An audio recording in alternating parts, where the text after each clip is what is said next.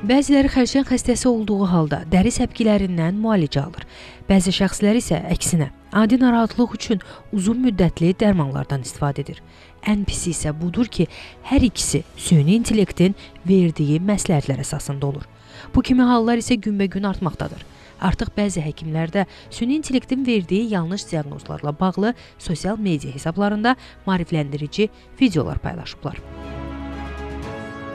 Tibb üzrə fəlsəfə doktoru, radioloq Aydın Mirzəyev bildirir ki, ona müraciət edən bir çox pasiyentdə süni intellektə əsaslanan yanlış müalicə aparılıb. Təzyiqi yüksək olan bir xəstə uzun müddət süni intellektə baxıb hipertoniya üçün hansı müalicə olunmalıdır, onunla bağlı müalicə alırdı. Amma diaqnostika olduqdan sonra xəstədə tamamilə başqa bir problemlər çıxdı.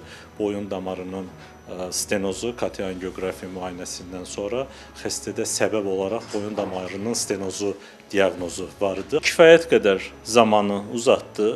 Xəstəliyin diaqnozu bir tərəfdə qaldı. Bu xəstədə sadəcə müalicənin müddəti uzandı.